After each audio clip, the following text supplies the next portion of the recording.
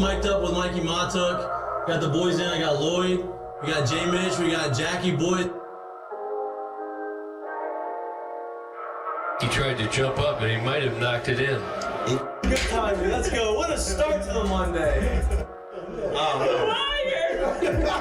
I mean, I'm from Lafayette. My boys will come in and say,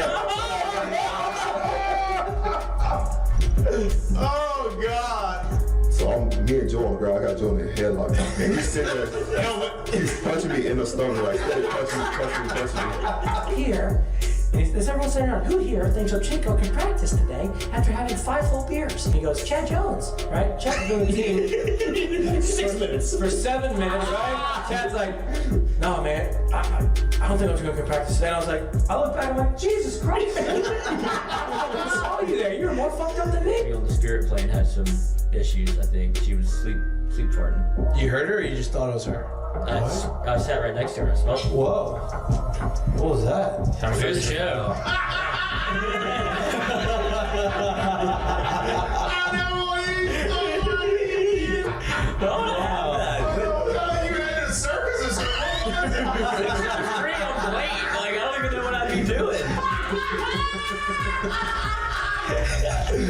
Now, when you do go to spring training, are you gonna bring your chinchilla and your turtle? My dad tell you about it. In the SEC is God, they hate fat people. I mean, I get crushed for that. You know what I mean? It's like, come on, man. Hey, just the South, bro. You got a bunch of food down here. Like they should. Players, look at Lloyd. You know what, Lloyd? You're looking for a recruiting coordinator, coach. I'm here. He's like, I'll piss my pants right now. No way. We're wearing gray pants, long gray pants. He goes, I'll piss my pants right now.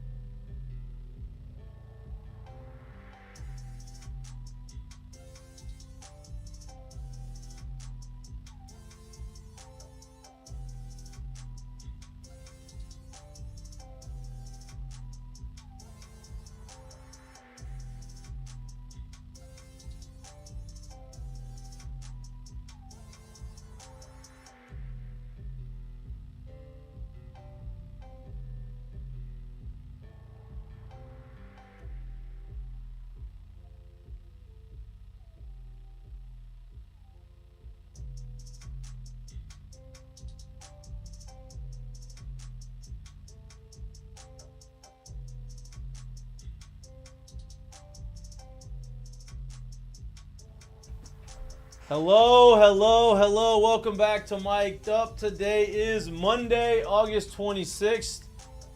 A little pretty in here. New look studio a little bit. I told y'all there was going to be some changes. It's been a long time coming. We've been working on it. We've been making some additions that you haven't seen. A lot of the stuff camera-wise, lighting-wise, wiring-wise. And now you get to see some of the aesthetic stuff that we've been working on. We're fired up about this. This kind of gives us a little bit of not only does football give us that jolt of energy, but this new look studio and the stuff that we have happening also fires us up so much I can't even talk. Gag me. Right now, it's unbelievable. Jesus. Jeez. Whoa. It's a lot, you know? So just Monday. But we have a lot more coming. Obviously, there's other things that we're going to continue to do, things on the wall. things on. You're so stupid. Other different things aesthetically that we're going to do. So we're pumped about this. With long, hard work over the weekend, not necessarily for us, but for the people that we have didn't do any helping of us. If we did this, it wouldn't look as good as it does. But we're If excited. he did this, it wouldn't be up. No doubt. If we did if we did this all three together, the show's probably canceled. It'd be a fight. We're not We'd doing this still anymore. today's show would be us doing this as a live feed. No Like, doubt. hey, if you got any suggestions, because And we've been here somebody all would've- weekend, help us out. Somebody probably would have gotten in a fight, and it just wouldn't have been good. But look, we didn't have to do it. The guys who did it, awesome, great job. We're looking forward to now. If you put the camera on Lloyd, Lloyd's not he's not there yet. Not yet. Working on listen. Hey, gotta earn it. Slumdog Millionaire. Yeah, That's right. So we're working on the progress of it. His is next in line. He's got a lot more going on around his corner to make it a little bit harder. Hey, we got the cameras working. That's Yeah, all I need. I and need this. That's I need all the that setup. matters. Me- We're gonna make your side pretty. Don't you worry. You're gonna get the aesthetically pleasing corner You of got the a room. text. I promise, huh? You got a text. You got a text? You did. What for? Some of them. Oh, yeah. Yes. I did get a text. I don't want to ruin it. I Yeah, want to show yeah, it. yeah, right. Yeah. We're gonna a lot of things happening. tease, ladies and gentlemen. Speaking of teas, Oh. week 0, big college football teas. Unbelievable week 0 this past week. You obviously had Georgia Tech upset Florida State in a walk-off field goal. Called That if you listen to Danny Cannell on Twitter, Florida State got screwed because the ball is out of bounds. That guy's a hater, bro. Listen, I know he's a lot higher up in this industry than I probably ever will be, but dude, he just comes off very negatively, very haterish. Hates LSU. Hates LSU. the Obviously, SEC. doesn't like Georgia Tech either, apparently, because he's a Florida State guy, apparently. And so, What do you mean, apparently? Definitely. I know. If you listen to him, Doesn't like Nick Saban. they got screwed, blah, blah, blah. Anyway, the game was electric. Georgia Tech was a double-digit underdog. Good thing I took the money line. My first bet of the year, cashed in my head. Pocket bet of the week. Here's the deal, though. I thought I had to go make a deposit. I dust off my betting app. I had $190 left in my account, so this is a great. That's up. Look, I'm good. Oh, I thought when you said it, you just threw that in there. No, it was in there. It was already in there. That means he got to a point where he was getting his ass handed to him. Oh. And he was like, you know I'm what? out. That's 100% Just what leave this happened. thing alone. 100% what happened. And honestly, I must have had a future something in there that like either pushed or like didn't lose that I forgot about and kept it in there. So I have some cash in there. We'll see what happens. What I do with it in Las Vegas. But week 0 was a success because of the Florida State Georgia Tech game. Georgia Tech seems like they're going to be a little bit better than people anticipate. I think that was the conversation that they are probably the most underrated team in the ACC. The offense was going to be able to do some things. The defense was worse than LSU last year, believe it or not. And if you're looking at, hey, what can you look at that game to kind of give us hope towards the LSU side? Look at their defense. Their defense was statistically worse than LSU's last year. You would imagine LSU's got more talent than they do on the defensive side, and they were able to hold Florida State to 21 points. I think it was 24-21. Was that the final score? They held Florida State to 21 points, which if you told Georgia Tech before the year started, hey, you're going to hold Florida State to 21 points in the first game of the season after you had such an abysmal defense the year before, they would have taken that, no doubt about it. They did that. They ended up winning the game. College kicker has a walk-off field goal, which was awesome. But unbelievable week 0 game. Then Big T's first game, we're like fired up about it. And then after that, nothing the rest of the day. Week 0 needs to have game in the morning, game at night. All the other little in-between games, fine. But have another game similar to that. It doesn't have to be a ranked matchup. Just have another matchup like a Georgia Tech and Florida State or whatever it is, and have that night so that you just keep us in there. You just gave us a little too much, too good of a game for us to look up and say, man, we're going to watch Tarleton State and McNeese State play. We're going to watch Bet on that too. SMU and Nevada Bet play. on that too. And like you're going to watch all these things. It's like, give us a little bit more. But week 1 is now here. LSU's first game of the season is right around the corner on Sunday, obviously at 4:30 Mountain Time, I think, 6:30 Central Time. You're on your own on this one. I'm pretty sure that's how. I think it's 2 hours behind. Who knows? I don't know. But anyway, not at 6:30 Central Time. That's all I need to know. Really good slate of week 1 games. Really fired up about this, obviously, LSU USC game. We've been talking a lot about what to expect, what we want to see. And now it's here, and now we can really get into the nitty-gritty. The boys this weekend went together on Saturday to watch a scrimmage that was open to all former players. And if you're not familiar with us, our co-host, Jared Mitchell, was a former football player here at LSU. He actually won a national championship at LSU in football and in baseball. And so he got the invitation. He extended it to us. And so we showed up with a lot of the other former players, a lot of guys that we were in school with, and it was nice to see those guys. It was nice to watch it. Not going to see a whole bunch going on in that scrimmage. It was very controlled. It was very segmented. It was very, hey, I was going to get this in and move on. Lloyd still does not like the kicking game. That was evident. He made that clear to a few of us, not just us, but a few former players too, and they kind of laughed it off a little bit. But we'll see. Remains to be seen. They were laughing before I was laughing. I think the biggest takeaway from intentional missed field goal. That was pretty cool. That was good. Now then he kicked the 45-yard, and I was like, I'm not sure. I know it was intentional to miss it so the guy could return it. But I think he forgot that he needed to not miss it because then he kicked it real spinny. He made it, but that was all he had. He didn't have any more distance after the 45, but he made it. A lot of revolutions. Yep, that's the only thing that matters. But I think the thing that sits with me most, and we're going to keep going through these Heineken headlines, we're going to get into this as the show goes on, but the thing that really sat or hit home with me was Brian Kelly came up and was able to talk to all the players, and his tone and his message and what he was saying to us was a lot different than it was 2 years ago, wasn't it, Jay? Yeah, a lot different. I think this team's going to be quite a surprise this year.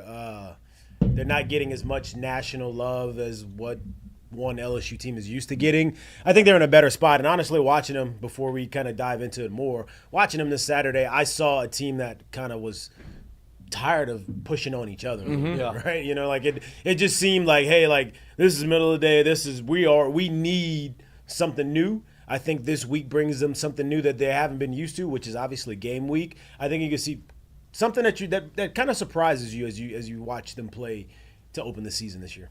Yeah, I'm looking forward to it. One of the other things that I liked that he said, which, we kind of knew that they were going to everybody talks about the defense and how they have the lack of depth that they have on the defensive side. I think you're going to see on the defensive front in particular that maybe they don't lack as much depth as you think. Maybe lack a little bit of experience as far as the two deep goes on the front on the defensive line. On the front seven, but as far as guys and able bodies, I think you're going to see more guys there than you would anticipate it. Now, what he did say was going into last season, they only had two returning defensive players that had, I think, over 4 or 5 starts in the SEC, or 4 or 5 games in the SEC. This year they have 9 returning. So just an experience alone, to me, that's an advantage. Obviously, you have better coaches. You have guys coaching them up. You would assume that they're better. I would think they're better. Last year, you didn't have a defensive line coach, so it's definitely better now on the defensive front. But you have Corey Raymond. We got to talk to him a little bit. It was a really cool experience to see everything, and it was nice to see Brian Kelly come up there and really, he didn't really tell us anything that we didn't already hear, but it's different hearing it from him in person than reading it, and you can kind of hear this tone. He's talking to the players, so he's not bullshitting these guys. These guys see it. These guys understand ball. And so I think, to me, that was the biggest takeaway that I had from that. He's very confident in this team. He didn't have to say, hey, we're working, doing this, we need a little bit more time. No, he expects them to win every single game this year. He believes that they can do that. And I think that's a positive thing going into the season. I think the other thing he said was, you're going to see an offense that is going to be very efficient and very effective and move the ball and score a lot of points. It's going to look different. I think everybody knows that, right? They're going to lean on that offensive line that's very veteran heavy, very talented, and they're going to lean on the running game. They're going to lean on some play action, and they're going to allow Nuss to use his arm and use his talents, but they're going to try to do it in a way. They're going to have to do it in a way differently than it was last year because you don't have Jaden Daniels who's going to be able to take the ball 85 yards around the left end against Florida and just beat everybody down the sideline. That's obvious. So he's very confident in that. He's spending a lot of time talking more about the defensive side, which he also seems very confident in. Now, we're going to continue the college football conversation, but with college football comes the NFL. NFL is 2 weeks away from now. They have they finished preseason last week. They have a week off because the NFL is not going to start earlier, but they're going to go longer, right? And so you have 2 weeks off. First game is Thursday after Labor Day. And, there's obviously a lot of conversation. These last 2 weeks, you're going to see a lot of business being done. Contract extensions being done. Guys making teams, not making teams. CeeDee Lamb just got his deal done. Cut day is Wednesday, so cut day is Wednesday. Be a lot going on. So you're gonna see a lot of guys moving, getting cut, and signing with other teams. You're gonna see a lot some of big names leaving rosters for the salary cap stuff. You're gonna see guys sign extensions. CeeDee Lamb, 4-year, $136 million deal, $38 million signing bonus, largest ever in the history for a wide receiver. I think everybody was trying to figure out if he was gonna sign. I don't think that was ever gonna be a question. Jerry Jones likes to pander a little bit to the media and like, oh, we're doing this, we're doing that, and it always ends up working out. Huh? We miss you. Yeah. It always ends up working out. Right now. You know what that does? Brings more eyeballs to the Dallas Cowboys. Don't circumcise the mosquito. More conversations. That's all he wants. Just more attention. They get the deal done. The Saints finished their last preseason game. Looked really good until like the last drive of the game, and it got real clunky at the end. Obviously, it doesn't really matter, but I think the one thing that you can look at in that game is Spencer Rattler has continued to elevate himself. And don't look at the stat line either. No, that's not the tail of the tape. No. I mean, he was making some throws. Yeah. He was running the offense. He was scoring points.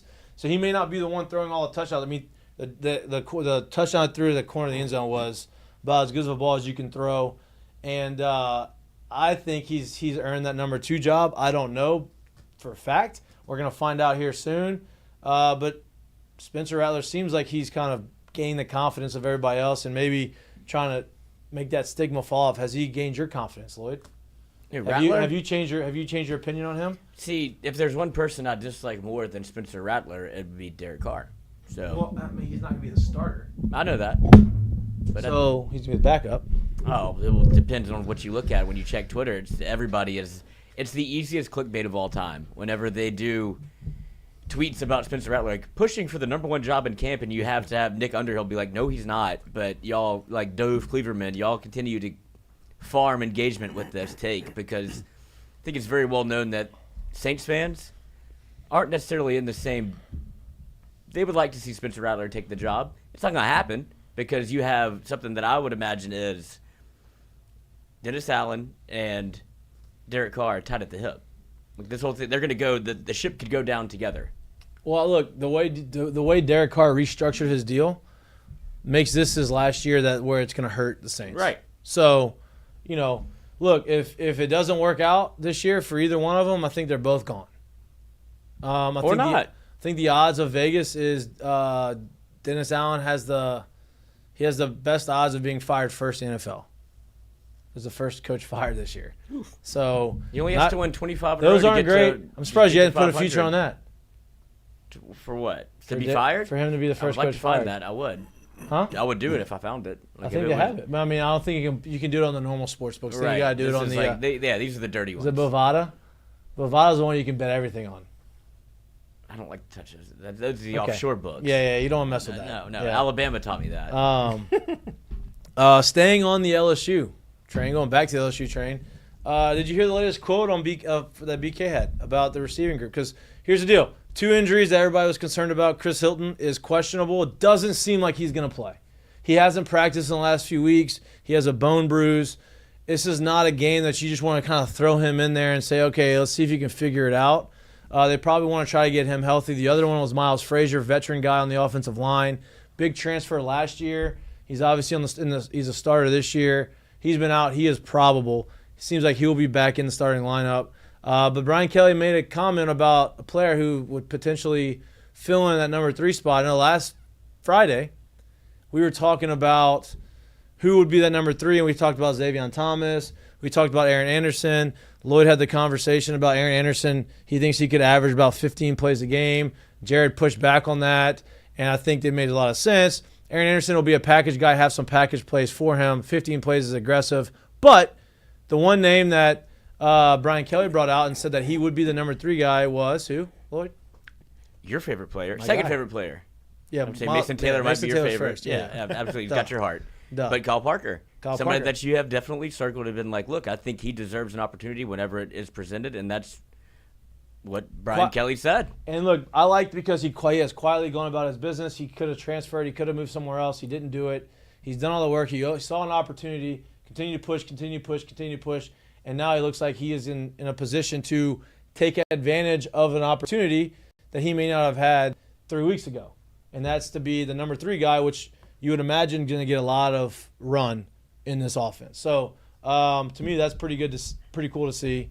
And hope he makes the most of it. I mean, it is awesome for Kyle Parker, but still concerning for Chris Hilton, who has been, whenever you mention this wide receiver group, he has been the number 3 guy or somebody that has always been like, this is his time to make his hay as a potential playmaker for LSU, and now to see him out or leading to be questionable, I guess, for the opener is just, you kind of hate to see it for him because this is what has always bit him. It's like the injury bug. He's never really been able to be healthy. Well, I mean, it is a bone bruise, right? So at the end of the day, we do know those aren't very serious. They're tough to deal with when you got them. They're usually not long-standing. Today is Monday. We're going to see where he's at with practice this week and if he gets out there. I would imagine, too, they were probably more on the cautious side just to try to get him to game week and then see, okay, can we actually get him out there and going? So I think we'll have a better idea where that's going to be this week. But I don't look for that to be a long-standing thing. But you also don't want to, quote-unquote, get wildly pipped at the same time, too. So it'll be interesting to see how that goes. But I expect him – I'm expecting that there's probably a good chance he's going to be out there on Sunday. Yeah, I agree. You think Chris Hilton will? Yeah, I do. Okay. I mean, look. I mean, you got to think about it. Like, you got 2 weeks to kind of prepare, if you will. That first week of preparation isn't so much – you're going to do a lot about what you do. You kind of want to see what they're going to do. That second week when you get into it, you're going to do a lot about what you're doing as well. So with that being said, when you get into it and this is game week and I don't know because we're trying to get him healthy to see where he's at, yeah, we got to have in our mind, well, who's going to take the other bulk of these snaps? So I think that is a lot of what he was doing when he was saying, like, hey, Kyle Parker is going to be in this situation if Chris Hilton can't go. We'll see how available he is this week. I'm going to be expecting him probably to go. He's got an extra day, right? You don't have a Saturday game. They got a Sunday game, Sunday night game at that, really. I'm expecting him to go this week. Okay, so here's my question. If he goes, do you expect him to get the full workload? Yeah, I do. Okay. I do. Interesting. Because, once again, if he's out there, you got to think about it. Much like it is through the entirety of the season, if he's out there and can get some stuff done and can kind of get into the offensive work on a Monday – he's playing on Sunday. Yeah. You know, it's another thing if he can't practice Monday and he can't practice Tuesday. Is he practicing today? Then he's going to be doing some stuff with the trainer. So as far as that can go and how much that bleeds into him actually getting practice and reps in, you know, their 11-on-11 and 7-on-7 stuff, we'll see. But the more he can get out there, yeah, I'm expecting him to be out there Sunday. Has he been doing stuff with the trainers for the last few weeks, like on the side, like doing that kind of stuff, or is this a new thing? Yeah, it hasn't been a few weeks. It's been since Wednesday, right? Like last Wednesday. Yeah, and he's been doing stuff with the trainers since last Wednesday, or is this new that he's doing more on the side? That I can't answer. I don't know. We don't know that. I don't know. Because if it's something that he's been doing. And he doesn't make a progression, okay. But if it's something he hasn't done, it's progressed. I would imagine he hasn't been. I mean, it's a bone bruise, right? So like that's not something you usually kind of work with for a couple of days on the side. It's usually you're out until I can start feeling good enough to start going again. So I think that they kind of let him sit out and said, hey, let's get this thing right because we kind of want to be clicking on all cylinders. Look, make no mistake about it. I do think when you come into the season and you're starting the season against a very capable ball club, a team that really can beat you, it heightens everything that you need to do. And to be coming into this game clicking on all cylinders and having pretty much all hands on deck is where you want to be because this is a huge start and it's a huge game for this team and it's a huge game for this season too. So when you look at it, obviously it's what? I also think it might be a little bit of like a shot across the bow at Chris Hilton to be like, hey, get right. Or else Kyle Parker's going to play. Like, if you don't do the things necessary to get yourself ready, like, we have other guys that'll play. No. I think he's doing it. I think he's... No, but I just say it's kind of like a message through the media. No. What he's done before. But I think you're saying that wrong in the sense of I don't know where he's been at and what he's done in the past before. But I do think you're right when you say not so much a shot at him, but a message to him, if you will. Because, bro, like, at the end of the day, injuries are injuries, right? But at the end of the day, some people can find a way to play through pain and some people can't. And I don't think he's saying if get yourself right, it's a shot at you. I think he's saying, hey, we have other capable bodies as well. We would love for you to be out there, but if you're going to keep showing that you can't get out there for whatever the cause may be, not saying that you're hurt, that you're not hurt, not saying that you don't have this, but if you can't get out there, we're going to have to find other people to do it. I do think he's doing that. Agreed. Now, nice. Now when you talk about it, right? When you talk about the game, talk about how big it is and how these guys are going to play and, all this kind of stuff. That's obviously really important. You, offensively, I don't think we're not worried about it. When you look at the defensive side and you say, what are we going to see? And we're going to see, like, USC is kind of in the same predicament LSU is going into the season. Defense was horrendous. Whole new defensive staff. Quarterback had a really good bowl game. They have really good skill position players, and their offensive line is pretty experienced for the most part. They have a really good left tackle, that whole deal, right? Miller Moss is their quarterback. He's a senior. He was the MVP of the bowl game, and I think that's what everybody is concerned about is how is LSU, with a new defense, a new coaching staff, going to be able to defend Miller Moss, who had that one really good game in the bowl game, and he looked explosive. And obviously you have Lincoln Riley as offensive coordinator, calling the plays, designing stuff to where it's going to be very quarterback and offensive friendly, right? And Brian Kelly talked about it, right? They asked him that question, and he believes that LSU has a plan for that. He said their plan defensively as a whole is to make them one-dimensional, whether that means, hey, you're going to make him throw the ball 60 times in the game, or you're going to make him not be able to throw. I would imagine throwing the ball 60 times is something that's going to be more realistic than them not being able to throw the football. Yeah. Agree? Yeah, I mean, I think without giving you much, he's saying a lot, because I do think a lot of defenses come into each week trying to figure out how to make you play left-handed, if you will, right? Like, so I think that's one thing they want to do. Very encouraging hearing him or seeing that him talk about where he thinks this defense is good. Yeah. There's not a lot of bust. There's not a lot of miscommunication. Right. They're doing good right there. The one thing I'll bring up that you just really can't see until it actually happens, but the one thing I do that I do worry about a little bit when we start this thing is, like I said, when you're playing another capable ball club, when you're playing another group of guys that are just as talented as you are, being able to play to the whistle in an unfriendly environment is something that's different. And what I mean by that is tackling guys to the whistle, finishing blocks to the whistle. That's a different thing right now, right? So, like, if we're able to play without miscommunications, we're able to get multiple hats to it.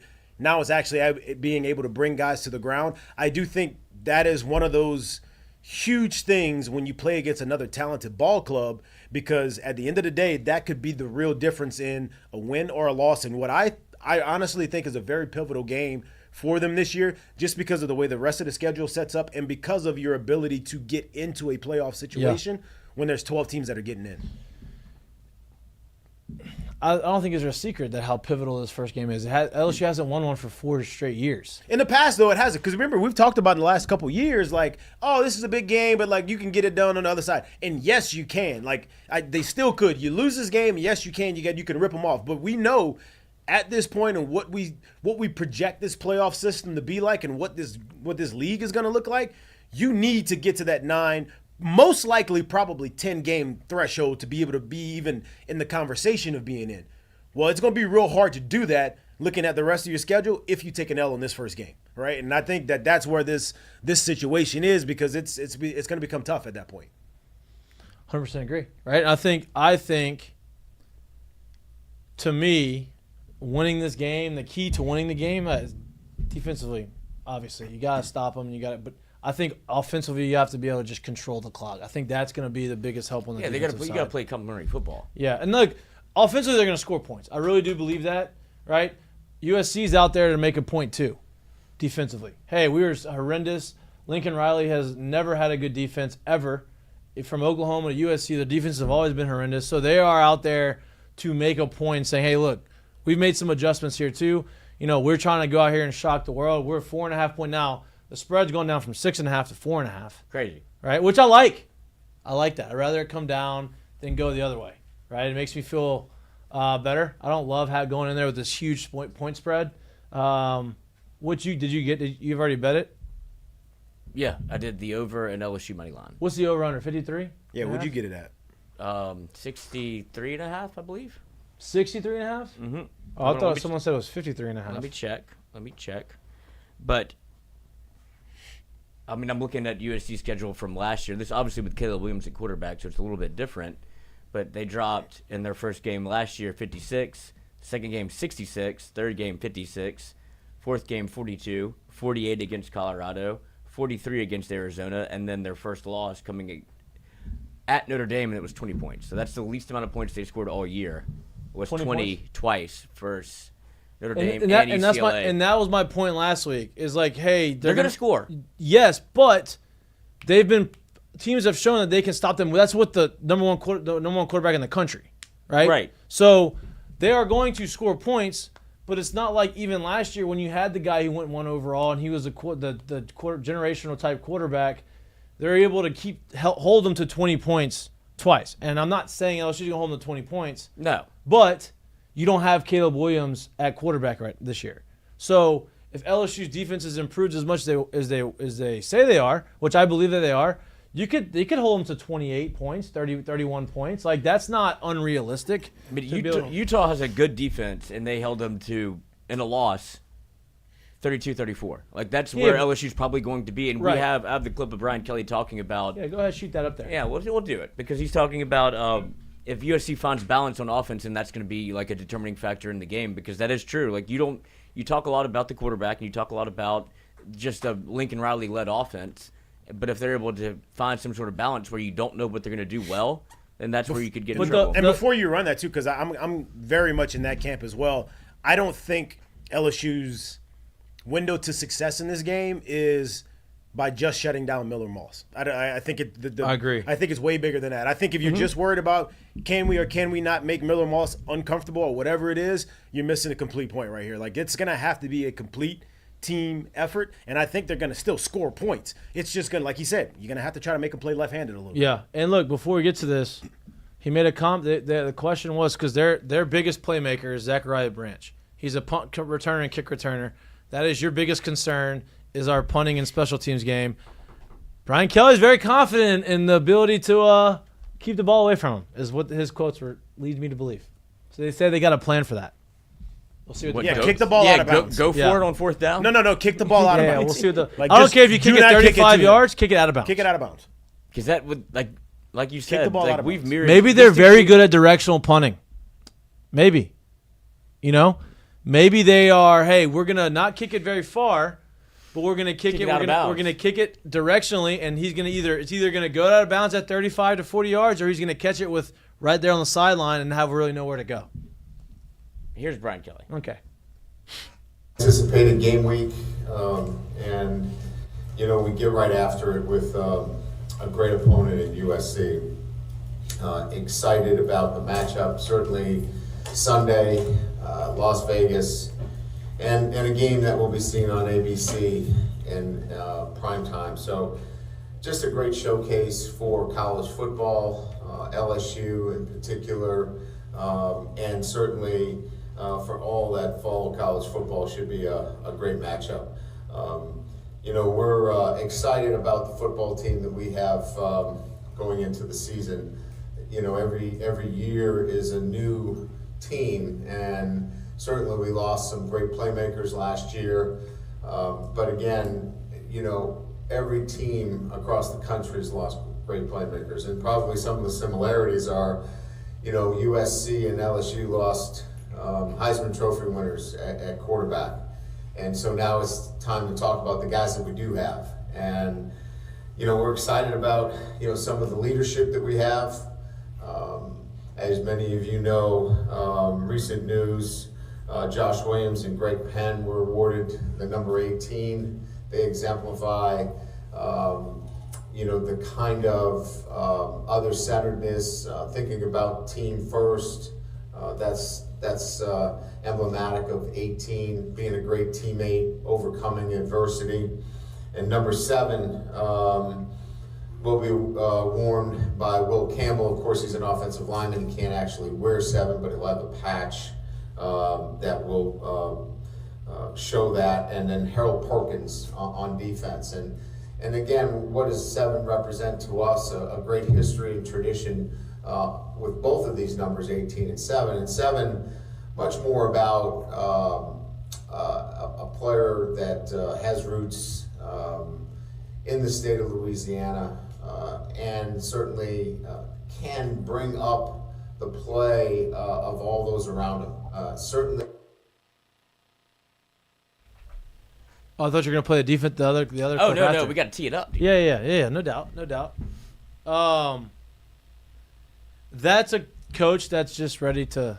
You're asking him the same questions you've been asking him for 5 weeks, and he's just ready to play. He has not really much more to say other than the fact that they are ready. They're as healthy as they're going to be all season, and he's very confident in their ability to go out there and play the brand of football that we all expect them to play. Is that what you got from that? That's what I got from that. Yeah, I got a whole lot of coach speak, which is fine. But we have another clip of him setting up, talking about the defense against USC. So I don't know how much information you're going to get at this point. If you don't know, then you haven't been paying attention. But it does feel like a coach that is very much, let's get this thing rocking. Your sense this You morning. didn't have the smart one. Look, this is all about, how do they look against, scripted plays and, limited opportunities. And certainly, I know that our football team and the guys that we have feel really good about where they're at. But you got to go test yourself, against somebody else to really be able to answer those questions. And then we'll be back here in a week and we'll be able to answer a lot of questions about where we're at. I know going in that we're prepared defensively. Our guys are excited about playing for Blake. I know that they get the scheme very well. There's not a lot of confusion. There's not a lot of busts. There's guys that clearly understand what it is to play LSU football. And I'm excited to watch them play. And so I think that's half of it, right? Everybody has a high expectation. I expect them to play the level of football on defense that we've been accustomed to, and they'll get that opportunity on Sunday. It's such a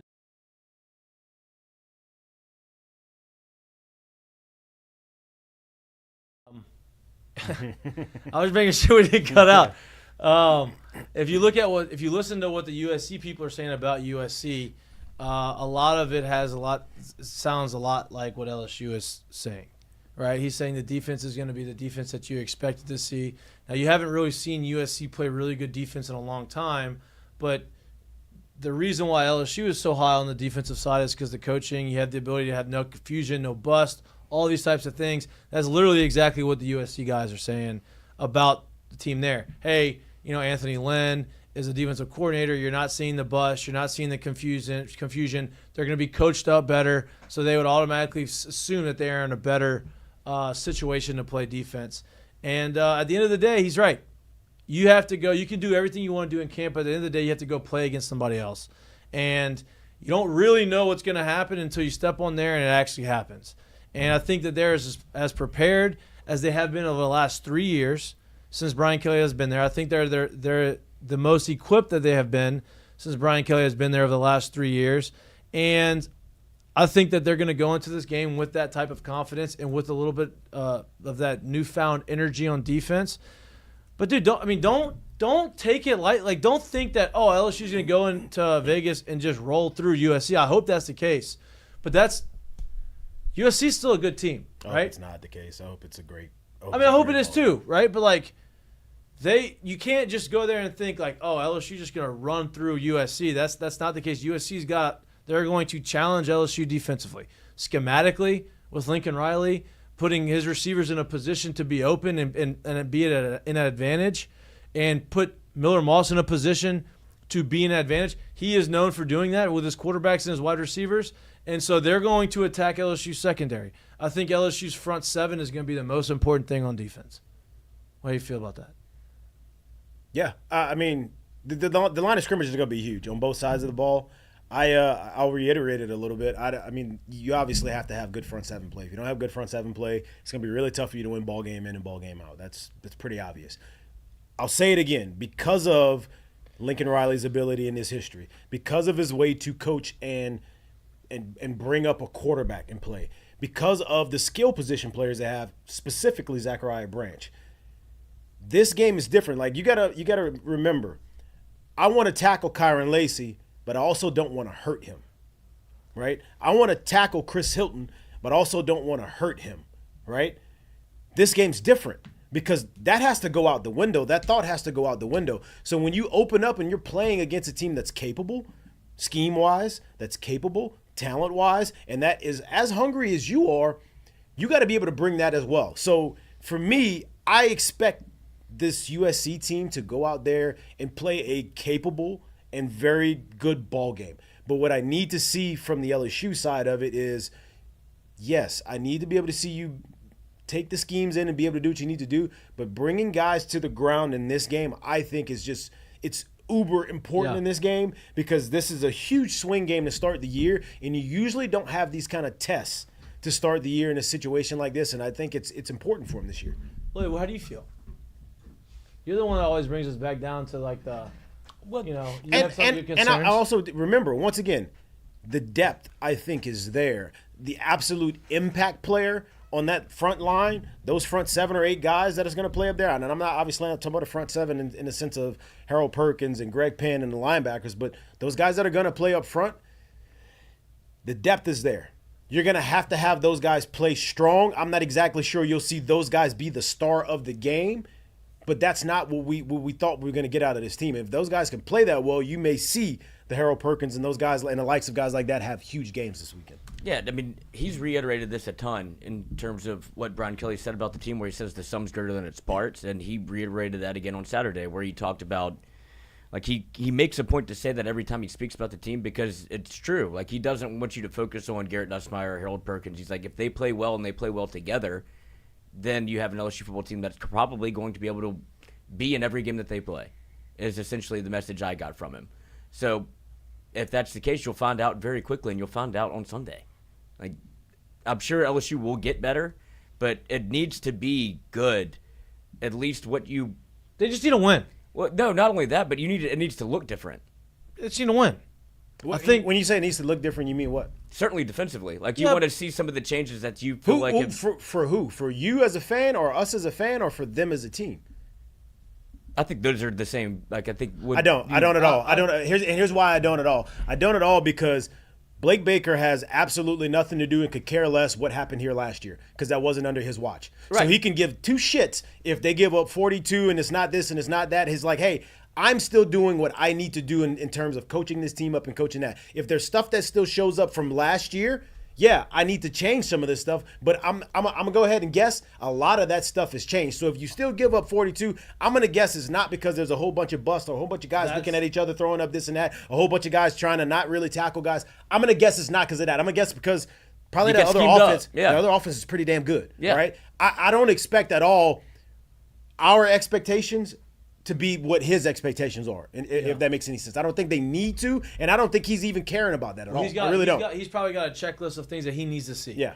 Right? And, yeah, they want to win the game. Win the game is the most important thing on both sides of the football, right? By far. Hey, if we win the game 63-60, we win the game. It's going to suck for the defense for the next couple weeks. But they got to get the win. That's the first and foremost. But I think the other part of the checklist on the defensive side is, hey, these are the things that we've been harping on all camp. Gang tag, getting to the football, playing fast, understanding your assignments, and not having any mental or physical busts as far as where you're supposed to be, assignments, alignments, all those types of things.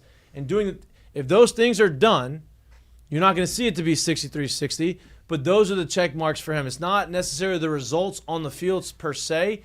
It's how are they getting to the results. If they're doing everything that they've worked on, if they're getting to the guys and they're tackling, right, and they're making and they're bringing them down, they're gang tackling, they're playing hard, and they're playing fast, they're playing physical. I think that's the most important thing. Now, if Lincoln Riley is scheming them up and Miller Moss is making these throws and they're making contested catches, there's some things you just can't. They're just outplaying you, right? It's not about the defensive scheme. It's more about them just playing better. I don't think that's necessarily going to be the case either, though. There's also another side to this thing where you also got to think about, for example, where Nick Saban was able to get that program. When you kicked it off in week 1 for the last 10 years, you expected them to be in the number in the last 4 at the end of the year. Didn't matter who was at quarterback. Didn't matter what receivers was there. Didn't matter what linebacker was playing. Didn't matter what safety they had back there. You expected that this is a Nick Saban team. They'll be there at the end of the year. So the way you pose it, I guess, Lloyd, is let's say they were to go out and win this game 38-13. How much cheese do you think this unit of players would possibly eat from everything that's going on outside? I would imagine that coaching staff, they want it to be a tightly contested, well-played ball game. That way you also have something to continue to coach up, right? Because I think, just me personally, I think if you have a group of guys who have not reached that plateau yet, if you will, come out and have a game like this in game one, there is a sense that, I'm not saying across the board, but there will be some chinks in the armor in the sense of guys really eating the cheese of too much about what they heard and not really being able to stay focused on what needs to be done. So you would like to see a tightly contested team, knowing that, hey, we can go into these big situations and win games, knowing that, hey, we are better than them, we can beat them, but also they're not our Super Bowl, right? And let's not act like it in week 2. And I think that's kind of where this coaching staff would like to see this game go, as opposed to a game that doesn't seem like it was even a contest, if that matters. Think about it when you go back to 2019. Whatever they knew in the offseason, whatever they did in the offseason was all great, but it all changed when they went to Texas and beat a Texas team who was supposed to be really good. And what it wasn't a blowout. They did stuff that they had to win a game. Right. And I think that team, I know, they've all talked about it. That team changed their mindset that game. I don't think they change that same way if they go into Texas and beat them 45-3. I don't think they look at it the same. I don't think they go about their business the same. Agreed. In that game, there was 1 or 2 plays that made a difference, right? The third down to Justin Jefferson, right? That was obviously, okay, hey, this game is tight. This is a big momentum shift in the game. We've got to make this play. They make the play. Defensively, well, it was a shift in what you thought of LSU does offensively. 100%. Defensively, they made a couple stops they needed to make, right? To not a perfect game. Right, not a perfect game, right? Texas was able to score some points on them, right? But they were able to make the plays when they had to. I think this weekend, that's what you want to see. Crazy to hear out loud. What? This weekend.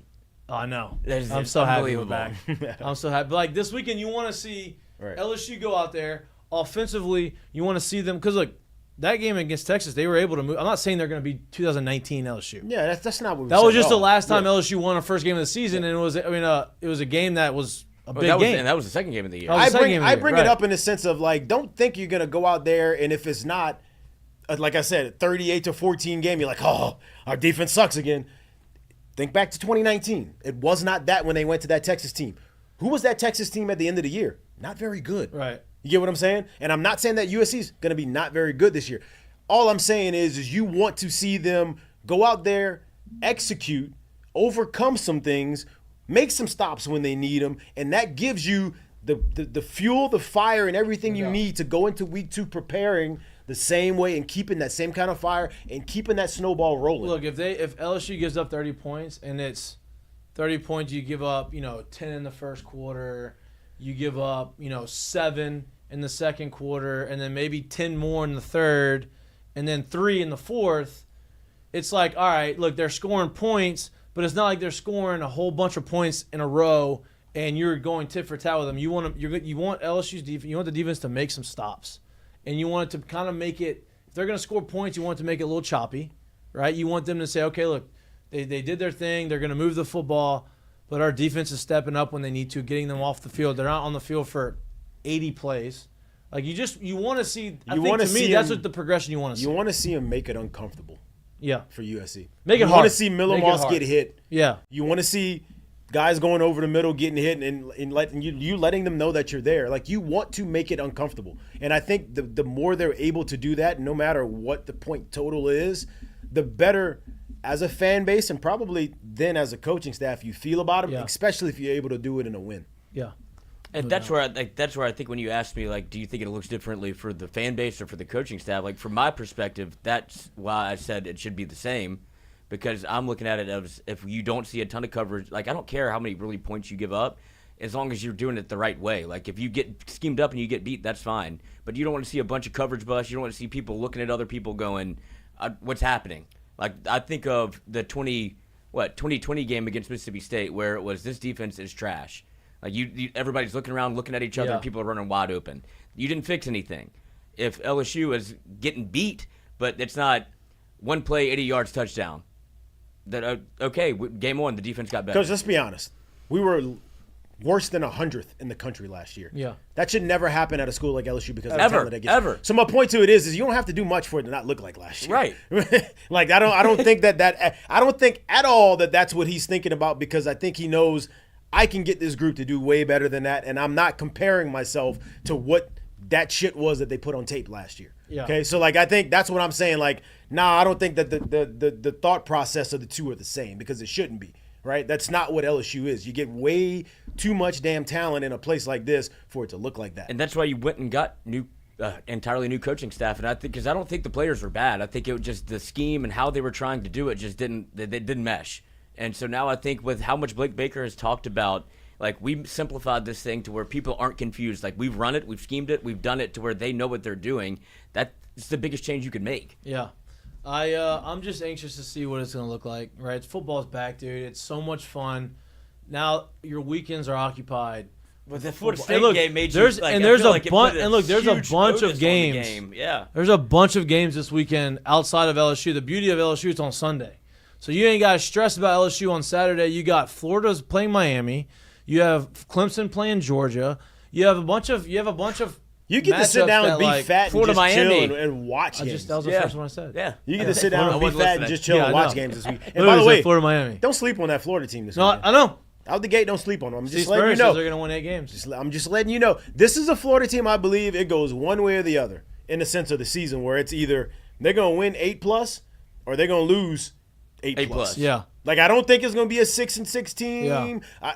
One way or the other. And I think it starts now, because I think this one, truly for that team, it sets the tone for the season. If they can't go out there and beat this team and they're looking at the rest of that schedule and be like, shit, how we going to get it done? Veteran quarterback helps him a lot, right? He's been in the offense for a couple years now. Well, who got a lot better last year, too. Right. Towards the end Sneaky of the year. numbers at the end of the year. Graham Mertz was a doubt. lot better than what it was halfway through the year last year. It's not doubt. terrible. On a sidebar. Sidebar. Bars on the side. We didn't mention this in the Heineken headlines. Obviously, Dylan Crews is making his major league debut right now. They're in the 4th inning. They're down 2-0 to the Yankees.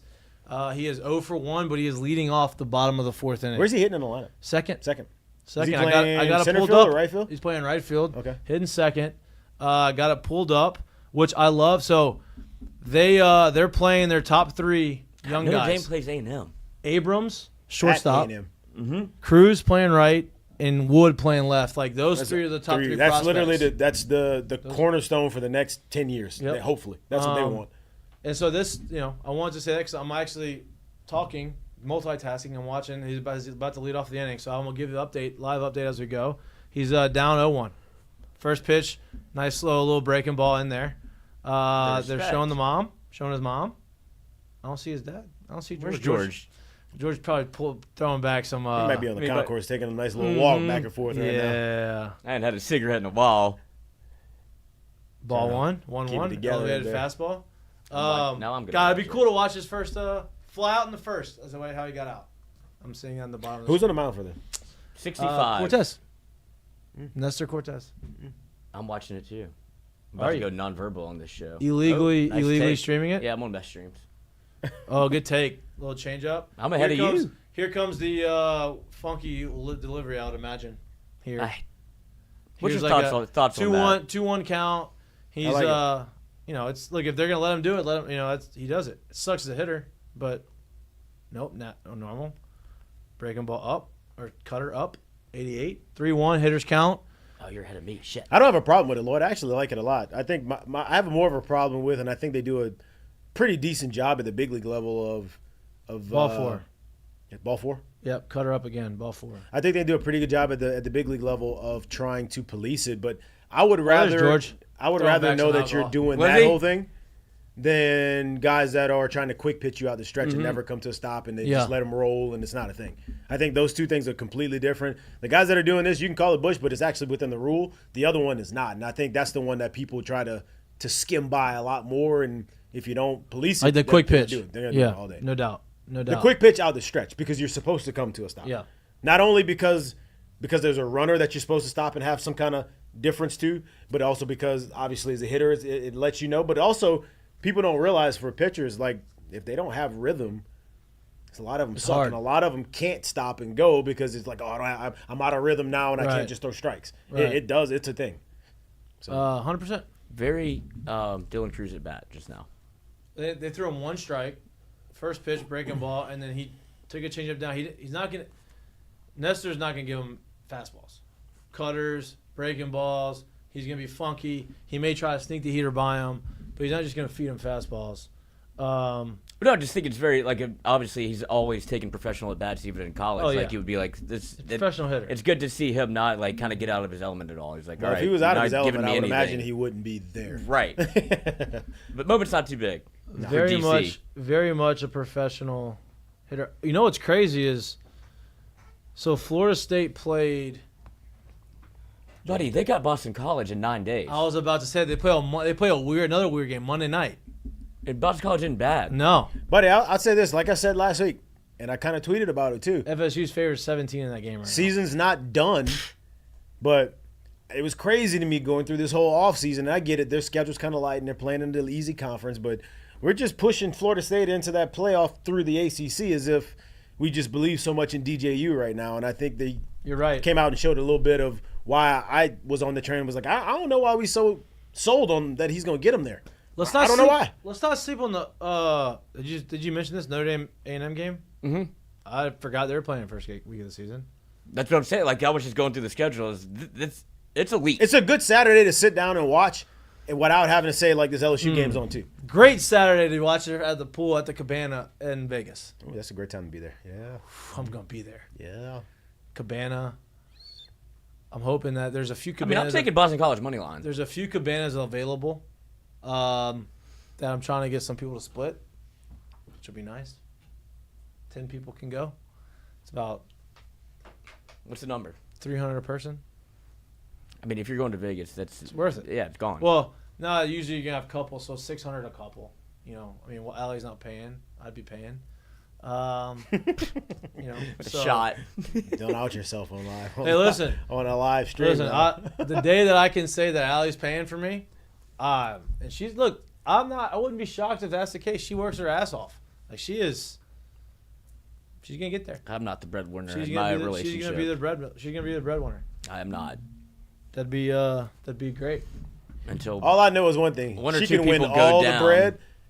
There probably will never be a day that y'all are going to a cabana she's paying for. It doesn't matter. 1,000,000%. It's not happening. So not the cabana it doesn't that you matter wanna how go much to. bread Yeah. she's winning. That's not happening. 1,000,000. Especially And the it cabana shouldn't be you're trying to happening. go to. No. 1,000,000%.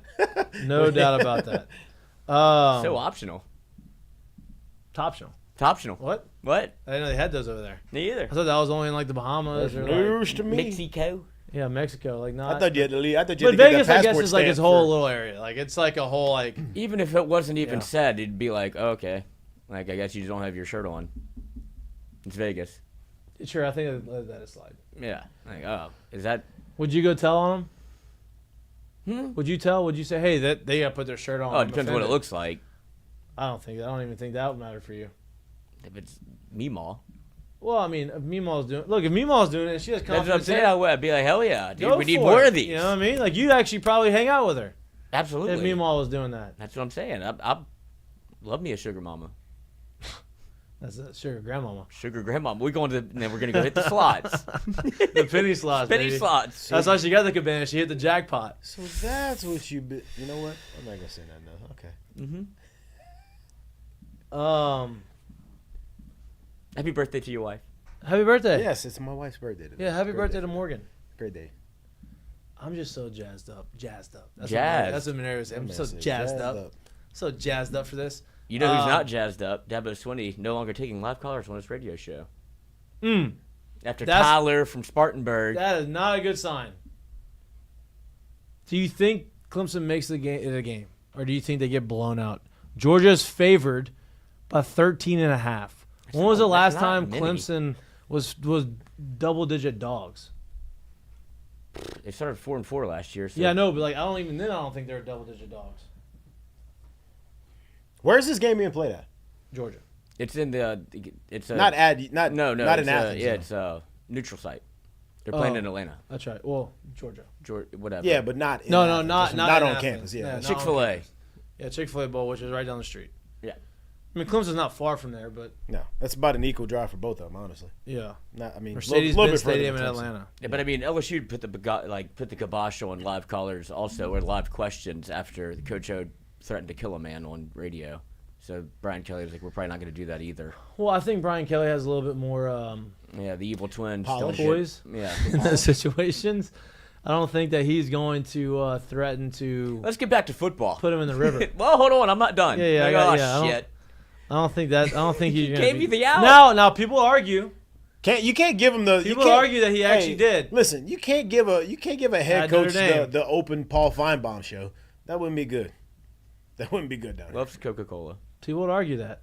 Yeah. Not us. He didn't physically. Mm-mm. The weather did. Weather. Hey, Notre Dame's a different. You can't do that down here. No. You can't turn the coach. Not good down here. Nah, that wouldn't go well. How long this weekend until? That was unbelievable that How long Coach until? O was like, "Oh, we've gone off the rails. You're you. I feel like you know that your job is you're Yeah, done." you're just saying whatever you want to say. Yeah, this is awesome. How long until Caleb Jackson takes over the role? Is it first game of the season? Nah, it's gonna be a couple weeks. Who has more carries between him and Josh Williams first Probably game be of the about. season? I think it'll probably be about 50-50 split. Honestly, Carries, not plays. I Oh, think Josh will have more plays. I think Yeah. it'll be about a 50-50 split when it comes to touches. I think you give it a couple weeks too. Because Yeah, I and agree. there's reasons why you give it a couple weeks. It doesn't really matter how good it looks, but you can't lose the other guy that quick. Right. Mentally, if that makes any sense. Like you're gonna have to. You threw an 18 jersey on him for a reason. He's gonna be out there. I think he knows it's imminent. It's coming if he's able to go out there and do what he does, or what we think he's gonna be able to do. But because talent-wise, the kid's incredible. But it's not gonna happen overnight. It'll take a few weeks for that to happen. I agree. Yeah, Well, what do you think the number of carries is for both? Like how often? 10 to 12, Each? hopefully. I'd like to see us carry the ball 20 plus times. Oh. Obviously, we don't have the quarterback to add into that. We're not really making. I don't know how. No. You're not listening. I'm talking about To run the ball. I'm talking about design, schemed up runs. That not the ones where he scrambles it, because those obviously count in the stats. I'm talking about schemed up runs. I would imagine if there's more than 3 schemed up runs for Nussmeier, I'm not going to be very happy about it. I don't think that's where. Not saying that he can't do it. I just don't think that's where you need to be when you have what you have in the backfield. If we saw Agreed. 25 to 30 runs between the both 30 of is a them, lot, Coach. I'm gonna be honest. But I'm saying my point in saying getting all the way up to 30 is because that's You're the dominating back that end of the football game. Back end of the game, right? So I think that if they're doing that, then they're dominating the game in the back end. They're running it out. If you look up at the end of the year and you say, because here's the deal, Nuss is not going to put up the numbers that Jaden put up last year. It's a physical. It's not. He's not going to run for the yards. Not going to run for the touchdowns. Heisman. If Nuss threw for 3,200 yards and 28 touchdowns, you'd be happy with that, would you not? Right? I think that's a pretty good. Would you not? You'd be happy with that? Oh yeah, I think that's if a he pretty throws good- for more than 3,000 yards, absolutely. And 28 touchdowns. Yeah, And less than 10 interceptions. that would be Right? that would Even be if he a goes great 28 year. and 10, Yeah, I think that's because of what you expect the run game to do. exactly. And if you're doing that, I would imagine that you'd look up in the year like, damn, LSU's like, they are Right there. This is a pro style type of. I mean, if you look at the NFL, running the football is such an important thing in the NFL. Like, it's still important. Scoring points is great, and throwing the ball over the field is great. But if you ask any head coach, they want to be able to run the football. They want to have some balance. Yeah, that's a good one. The reason why I say that's a good one is because I don't think we're going to see. I can see him with 30. I don't think we're going to see something that's mirroring or closer to a Georgia or Ole Miss last year type of offense. You got to remember, you have the Aaron Andersons, you have the Xavier Thomases, you have the pop plays, you have the RPO plays. I do think they're going to use those plays more, so you're going to see kind of the same amount. I just don't think that there's going to be the quarterback run. Right, 100%. To that kind of offense. But I don't think it's going to be just hand off to the back even more than it was. I think it's going to be a little bit more of what, I think stretch you're you side to side, do these things, pop it here and there, which to me, is going to take away from that 30 number of runs. Yeah. And it's going to bring it down to that 20, 25, but they're going Right. to be throwing it kind of to do the same Running thing. game, Yeah. Right? So I think you're going to see some of those RPOs, and instead of him running it, it's going to be a pull pop pass. Remember how they used to, back in the early 2000s, they used to be, hey, let's extension of the running game are these bubble passes to Skylar Green and those types of guys, like those types of plays. I think you're going to start seeing that, but with Aaron Anderson and Xavion Thomas, hey, read option or, not read option, but you're going to go instead of him pulling it and running it, it's going to be him pulling it. RPOs. And, but not just an RPO for him. It's going to be like a pull it, pop pass, right at the line of scrimmage. You do the running. I'm not running. I know I probably should pull it. You're going to do it. That's what I think you're going to see. I think that's going to be it's going to be passing game, but I think it's going to be an extension of the running game. I'm looking at Joe Burrow threw for 2,900 yards in 2018.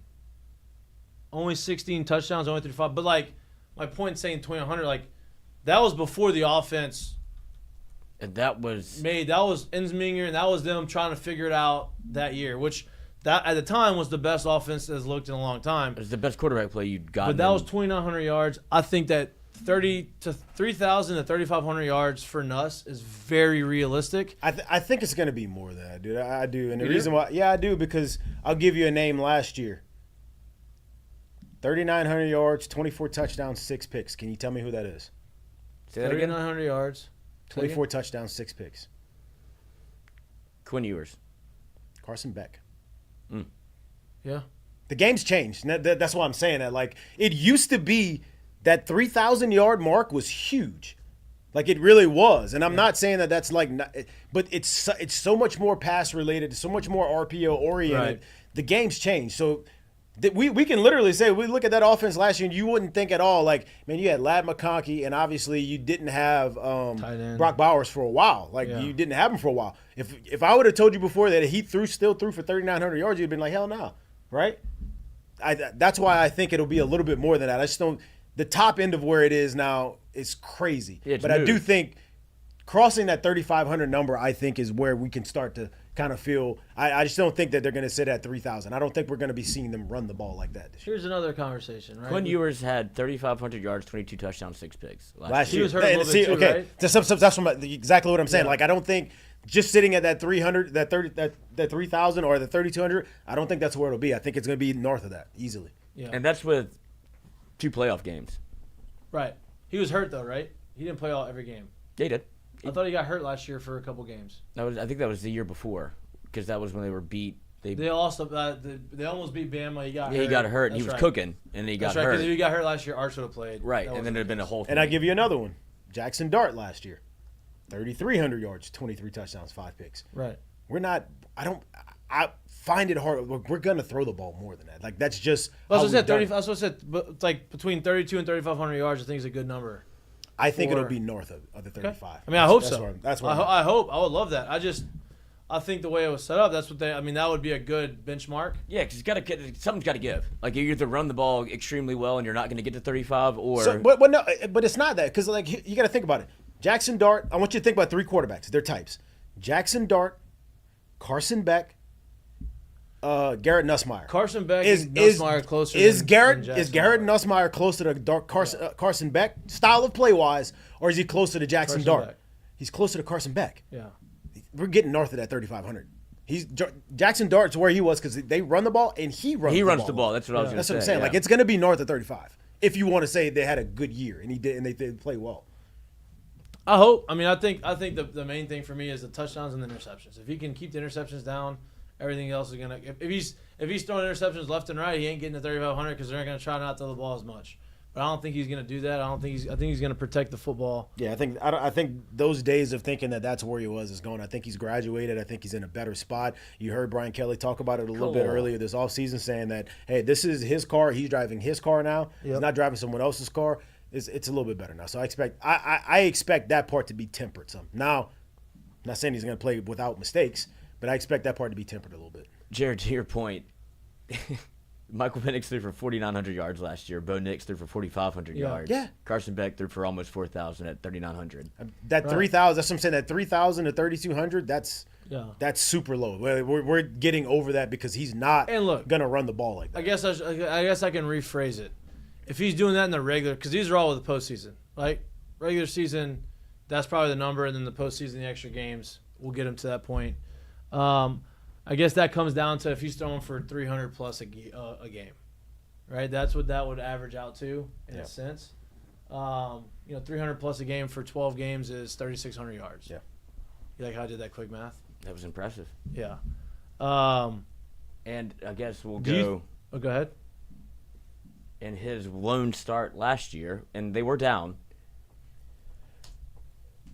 It's like he threw for what, like 380 yards, 390. You're right.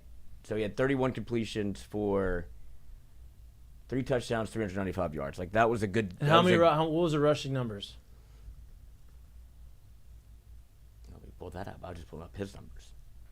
Oh, that you had the whole box score I'm out. about to. And then my next question is, how many are they going to have? So 35-31, which could be what you see against USC. Like that score that isn't out of the realm of possibility. You had 97 rushing yards. Yeah. That was, yeah. Harold Perkins had 1 yard for a touchdown. But you only had Caleb Jackson getting 2 carries. Receiving wise, you think that we're going to have, one receiver with 1,000 yards receiving, and then a tight end, obviously, with 1,000 yards I receiving. think Conley will be. Okay, something that I have seen at practice, and something that I do think will happen more than it happened in previous years, because we talked about like Jaden Daniels running it all of the time. The checkdowns to the running backs. Also, we mentioned Mason Taylor a ton, but I think the checkdowns to running backs, like they're going out on routes after, like that's going to be a big it should be, component. but I think that's got a fumble. It's always football season. I should have hopped on it. I think the contingency part to that.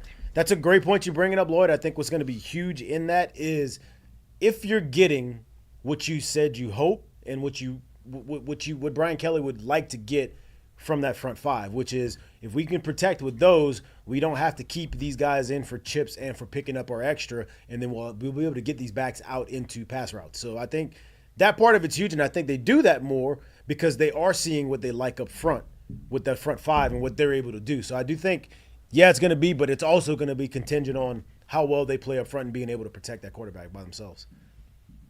Mason Taylor with Nussmeier as the starter. 100 yards receiving almost. 88. 7. He was the second most targeted player on the team after Brian Thomas, who had an absolute monster killer game. Kyron Lacey almost went for 100 also. So that's probably more of what you'll see. Like those are probably going to be your people that get a lot of looks. God, I'm so excited. We can only do this for so What if long. Mason Taylor goes for 1,000? I would love it because I said it and everybody's making fun of me. And obviously it was a very last year. It was a very aggressive. It was a couple years too early. Yeah, it was a very aggressive prediction. I obviously didn't know Brian Thomas was going to be Brian Thomas. Right. The reason I said it was because I knew Malik Neighbor was going to be the guy that needed another guy. And look, he was hurt. And look, we're going in the same situation this year. You have Kyron Lacey, who's going to be the number 1. The other guys are kind of unproven at LSU. You need a number 2 now. It could go the exact same way it went last year, and the other receivers are just balling out, right? But could be your other guy, Kyle Parker. Yeah, Kyle Parker. But Mason Taylor, 36 catches for 350 yards. That's what we had last year. Mm-hmm. You're just missed. Just missed. Listen. Give me about 50 catches, 55, 60 catches. He's not gonna get to 1,000 yards with that, but he's gonna he'll get to the 600 yard mark probably. 24 more catches than that. Yeah. I mean, if he does what he did against Wisconsin, 7 for 88, that won't be as high as. Do you think he'll get to that 600 yard mark? I mean, that's obviously way more realistic than 1,000.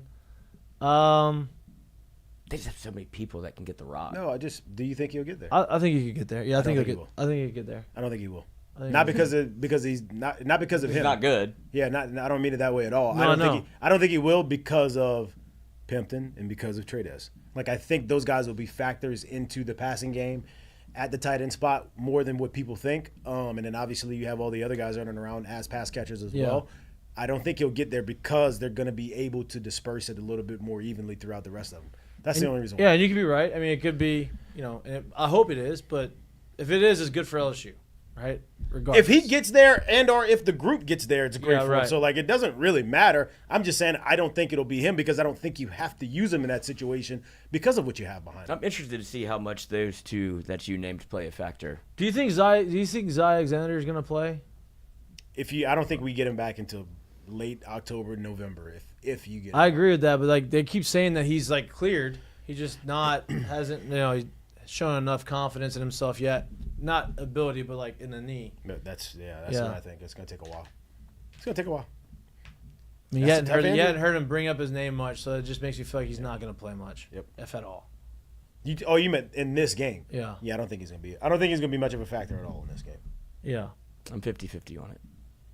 He's been running with the twos, and he's been playing a little from week to week. You've seen his reps go up. Right, and look, they're trying to get his knee ready. Right. I understand that. He's cleared to play. Full activity, full to go. It's just a matter of do they have confidence in his knee right now this early in the season for him to be ready. Now, we'll see. Maybe he's going to come in and spell some of the guys, and he plays well. He ends up staying in there. But I'm interested to see what the secondary does because they have some talented wide receivers over there at USC. Tackle. Outside of Zachariah Branch. Tackle. Got to tackle. Tackle. Look, keep in front, tackle. Don't let them break tackles. Just tackle.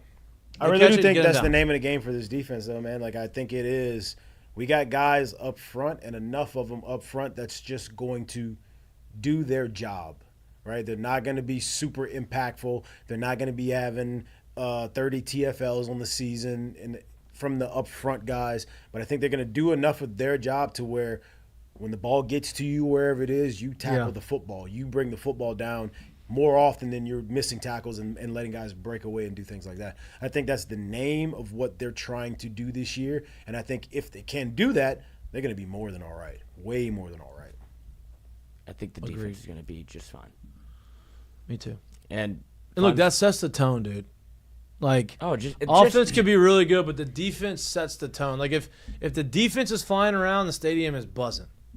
You know what I mean? Third downs is loud. That sets the entire tone. And that's where I said what I said earlier, where they didn't have bad players. These are guys that were recruited to come play at LSU and play defense at LSU. And they got to third down a ton. They just gave up third downs at a 50% clip. Mm-hmm.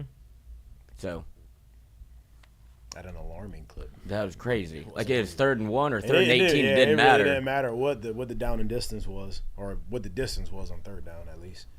Fonz Ferrelli says the USC defensive line average is 6'2", 290. LSU offensive line average is 6'6", 320. That's a great number. Lean on them fellas. Sounds like you should be able to hold the point at that. Mm-hmm. At that size. Yes. Now obviously 6'2", 290, maybe a little quicker, but and that's what will be interesting you should be able to lean on them, push on them, establish your dominance there.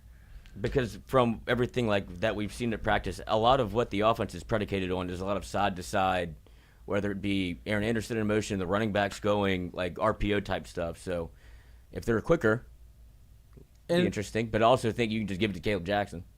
Well, here's the deal. The play action game, we talk about play action, it's going to look different than the play action that everybody is used to seeing. When they used to call play action, it used to be, hey, turn around, put it in the belly, pull it out, look back, and throw the ball downfield. Now it's in the shotgun, play action. Okay, now you bring the linebackers in, over the linebacker, safety comes, whatever it is. It's a different look of a play. Same concept, different look. But I like that. I think you'll see a lot of – I would imagine you'll get Caleb Jackson as the closer this game. Yeah. And what I do mean by that is I'm going to get you to stop your feet, and I'm going to get you moving side to side early, whether it's a 7-point game one way or the other. I think you see a lot of them in the second half of being able to get downhill, and early on they're going to try to spread you, and then when they start spreading you, they'll start going forward with it a lot more later in the game. But I think he's going to be – I think he'll play more of the closer role early on in the season, especially in this game. And I think with this offensive line, you're going to see a lot of – and with Jaden had plenty of arm strength. This is not a knock on that. But what Nussmeier is known for is the arm. And so I think part of this play action, you're going to see, and we saw it a little bit on Saturday, the offensive line is experienced. You're going to give them enough time because you need time to do this, but you're going to see a lot of deep crossers going the other side of the field, right? Because he has the ability to make that throw. And they'll probably have time. And they'll probably have time. So, I think, like, obviously that's not going to happen. It's not going to be a regular, like, it's hard to do that. But I think that's going to be part of the game. You're going to see this field stress not only vertically, but you're like Tennessee likes to do. You're going to see every inch of the field being used in as far as routes go, and not just with the legs of the quarterback. And I think you're going to see some of that. Yeah, the last practice we went to, that was Garrett Nussmeier's best practice, and that was something that they were implementing a lot in the game plan, was him like layering throws one way or another to be able to attack the middle of the field and the middle of the defense. Look at that. That's a good teammate. Seamless. That's a good teammate right there. Wanna get No, the but handoff, dog? look, he did it on Saturday, right? He has, obviously it's a controlled scrimmage, but he play action, stepped up in the pocket, and he threw it across the field, and it was a dime, right? And like it's controlled, it's not as pressure packed, but he has the ability to do that, and that to me is going to be fun. It's going to be fun to watch how the passing game develops this year with a new type of quarterback And a new coordinator. Right? And you saw a little bit in the bowl game. I think you're going to see it more. It's been the whole offseason. I'm excited for my boy Kyle Parker, KP. KP. KP's going to go out there. KP's going to go out there and make some plays. Or Chris Hilton's going to be healthy. One of the two. Even I'd if love Chris to Hilton's see Chris play, Hilton- even yeah. if Chris Hilton's healthy, you're going to see Kyle Parker in there getting some plays. I'm not saying he's going to get 15 plays, but you would imagine that he's going to be out there a little bit, even if Chris Hilton's healthy. So, man, it's going to be a long week of this. It's going to take forever to get there. Is it not? Yeah, it will. Thursday night football, though? Yeah, Thursday night football. Who do you got this weekend? Is it Colorado Thursday night, I believe? Thursday night, you got Howard is playing Rutgers. Love that. Western Carolina is playing NC State. North Carolina A&T is at Wake Forest. Let's see if there's any good ones. No good ones. North Carolina is at Minnesota. I guess that's probably the biggest one. North Dakota State's at Colorado. This is North Dakota State's first year in Division I, right? Yeah. They're in the FBS now? That's actually a good one. I want to watch that one. Yeah. Yeah, that's a good Yeah, one. they shouldn't have scheduled that team. I That's would be been nervous scheduled as for- fuck. That's been scheduled before Deion was there, but that's a good one. That ain't they know how to play football in North Dakota State. Yeah, I That's guess- 100% a thing. I guess the best matchup is North Carolina at Minnesota. That's like the only Power 5. I think the biggest matchup is the one we just named. Like, Well, let's yeah, be yeah, honest. but as far as Power 5 conference goes, that's the only Power 5 conference. Yeah, okay. Well, I mean, Yeah. well, Power 5 Just on Friday. matchup. Yeah, Saturday's legit. So that's Thursday. that's Thursday. Yeah. Oh, yeah, Thursday. But Saturday, like, it's for real. You also have games on Friday. TCU's at Stanford. That's the other Power 5. Temple's at Oklahoma. Then Saturday, We'll learn a lot Penn about like, State's I'll at watch West Oklahoma. Virginia. Yeah, that's a great game. Clemson's at Georgia. Isn't West Virginia favored in that game? No, Penn State's favored by 8.5. 8.5. I could have sworn I saw something where it said they were favored. would- in that. Iowa's favored I'll against sprinkle a little bit on Illinois West State Virginia. at 22.5. The over/under 40.5.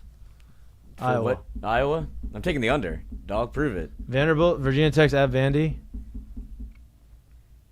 Any other good ones? Virginia Tech, another sneaky team. That might actually be who comes out of the ACC, by the way. Could be. Don't sleep on that.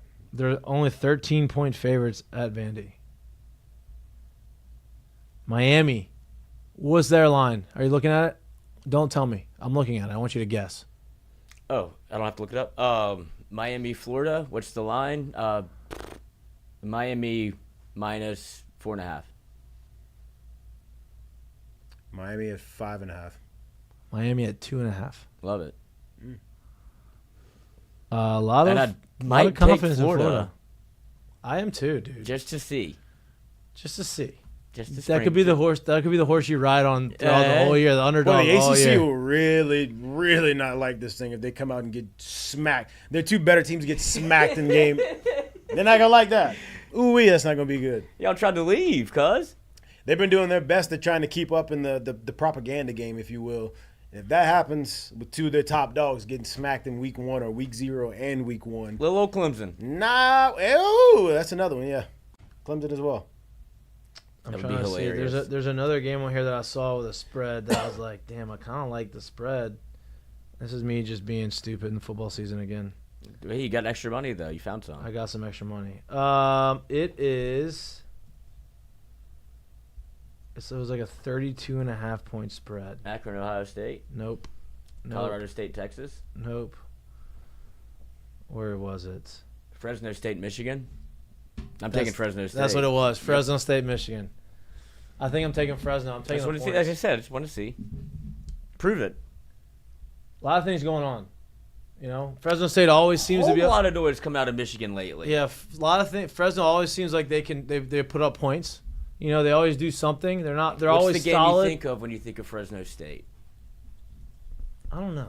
There's a few different ones. USC, Fresno State, when Reggie went absolutely nuclear and had to. Yeah, see, I don't think of it. I mean, I remember it, but I don't think of it.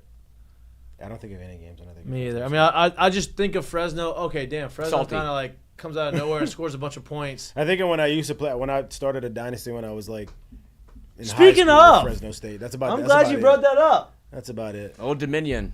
Boy, Sneaky. there's a lot of conversations in the group text over the Jackie's weekend. the best player in the squad. Oh, here we go. So here, let's that just let me- doesn't even deserve a let's talk about this. response. Let's talk about this. It's about as Lloyd- goofy as it gets. Lloyd and Jared played how many times?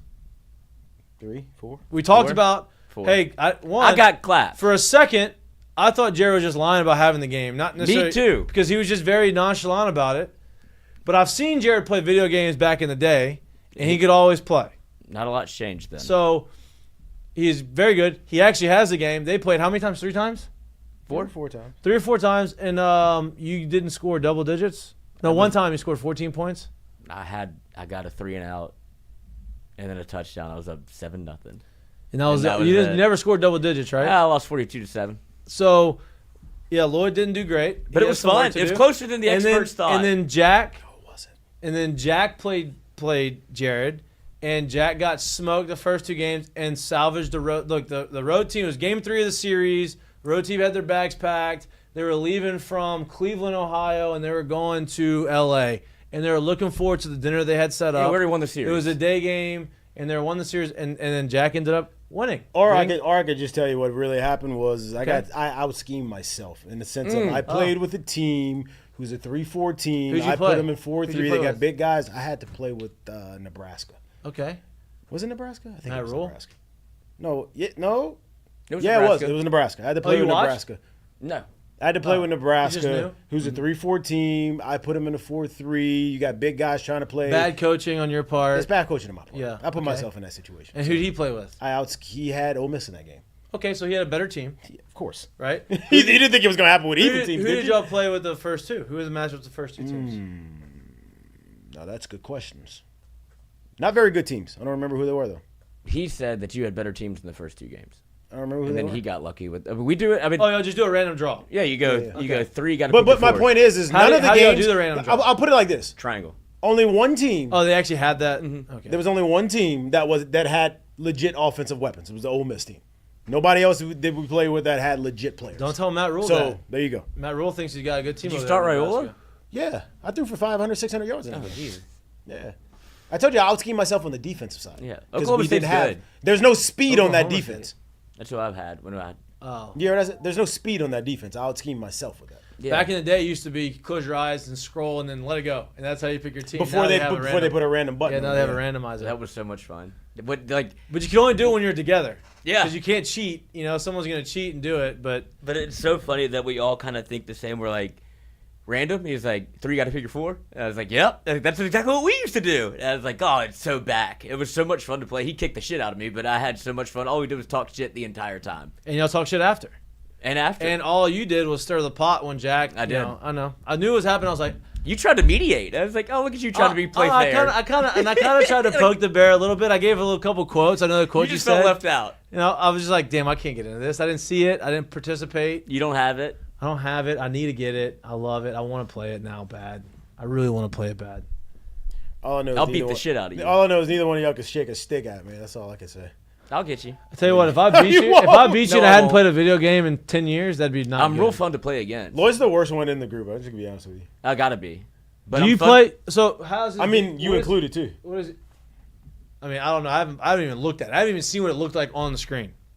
I hadn't held a PlayStation controller in 10 years. Yeah, I don't know the buttons. So, you've played long enough to know the buttons now. No, I was an Xbox kid. Yeah, but you've played Dynasties. Yeah, but it still gets, no. the muscle memory is Xbox. So I see X, I hit the wrong I one. can understand if you've been playing Xbox recently and then jumped to the PlayStation, but you haven't. That's so true. that's not an excuse. It's a good one, though. It's a good excuse. Yeah, but it's not. I don't. Give me I don't 5 buy more it. years. I don't buy it. 5 more years. I gotta rewire the brain. On defense, does he like? What does he do on defense? Just gives up the cheeks.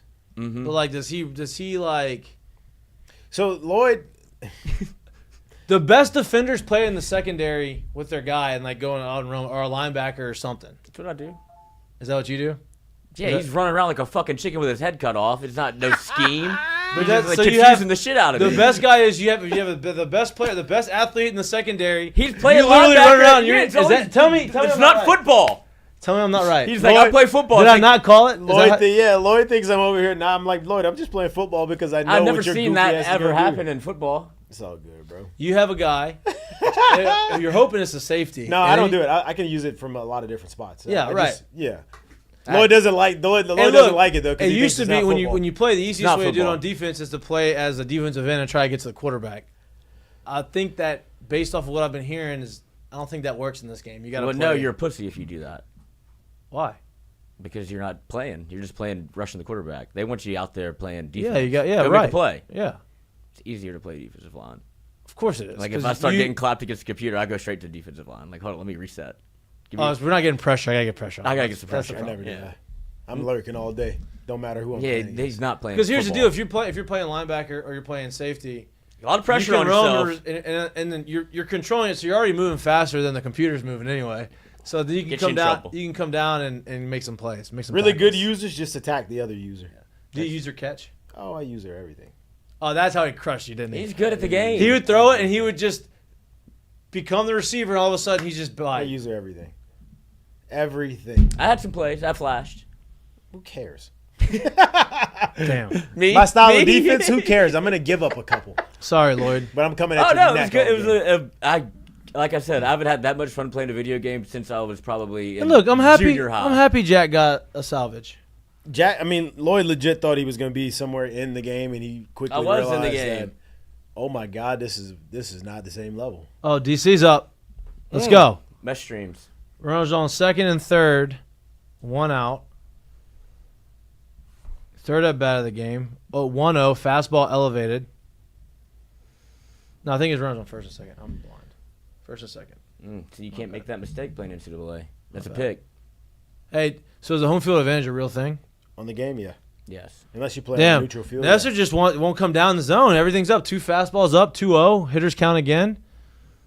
Think he walks him again? What if it's a 3-run homer? It's 4-0. Bottom of the 6th. No, it's second and third. I was right. What out? It was the out confused me. I see There's the- George. You saw him? Yep.